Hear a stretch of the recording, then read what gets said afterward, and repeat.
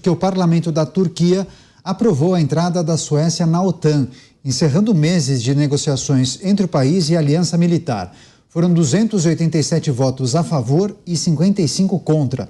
O presidente turco Erdogan ainda precisa assinar essa decisão para que os suecos se tornem o 32º país a integrar a aliança, o que deve acontecer nos próximos dias. Agora só falta a aprovação da Hungria para que a Suécia entre na organização. É necessária a aprovação de todos os integrantes da OTAN para a entrada de um novo país. Vou começar esse giro com você, Cristiano Beraldo.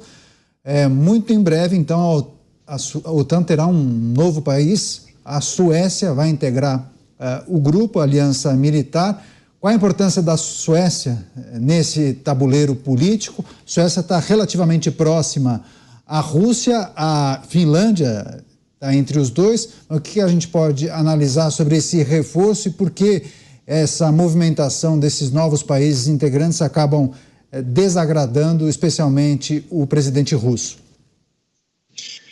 Olha, o mundo passou com essa guerra da Ucrânia, a Rússia com a Ucrânia, por uma desorganização, e a OTAN tem um papel fundamental em todo esse enredo, porque foi justamente a intenção da Ucrânia, que naturalmente faz divisa com a Rússia, de entrar na OTAN e com isso permitir que Estados Unidos e Europa tivessem um poder bélico ali próximo à fronteira com a Rússia, que gerou todo esse estresse que vem lá desde 2014, se não me engano, né? Essa situação foi se agravando.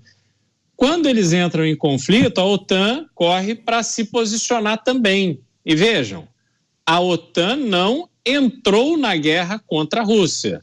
O que ficou ali estabelecido foram sanções, sobretudo sanções econômicas e financeiras para a Rússia, o que acabou tendo um efeito colateral nocivo aos interesses econômicos do próprio Estados Unidos, que foi a migração desse núcleo de negócios da Rússia para a China. Não havia uma relação tão próxima assim entre Rússia e China antes dessa guerra, e hoje existe. Hoje, Rússia, China e Índia formam um bloco econômico extremamente relevante e com a maior chance de crescimento, porque eles estão se opondo aos Estados Unidos e à Europa, a Europa com a sua população se reduzindo e os Estados Unidos com as dificuldades sociais que a gente conhece. Então, hoje, a grande perspectiva de ganho de poder, de relevância econômica, está do outro lado do mundo. A OTAN, nessa operação com a Suécia, vai tentando se reposicionar. Mas, na minha leitura, o mundo já está muito desorganizado para que esses movimentos, né, essa guerra fria dos bastidores, surta algum efeito prático. Isso pode ser relevante após a solução do conflito entre Rússia e Ucrânia. Mas, neste momento, não vejo isso como um sinal efetivo de pressão que será forte o suficiente para resolver algum dos problemas que a gente sofre hoje no mundo. Vamos retomar a informação trazida há pouco pela nossa produção em relação à aprovação por parte da Turquia à entrada da Suécia na OTAN. Roberto Mota, no ano passado eu me lembro, quando a gente tratava das questões que envolviam a guerra entre Rússia e Ucrânia, que a Rússia tinha se manifestado dizendo que a entrada da Suécia na OTAN ameaçaria sua segurança porque os países da aliança militar dominariam praticamente o Mar Báltico e, claro, que a Rússia via aí uma possibilidade de estar fragilizada com a possibilidade de um ataque desses grupos. Que avaliação é preciso fazer sobre esse avanço da aprovação da Suécia na entrada da OTAN? Ainda falta um país. A OTAN, ela foi criada durante o período da Guerra Fria. A OTAN foi criada em 1949. Era uma aliança, é uma aliança liderada pelos Estados Unidos que protegia a Europa com um assim chamado guarda-chuva atômico. Protegia contra quem?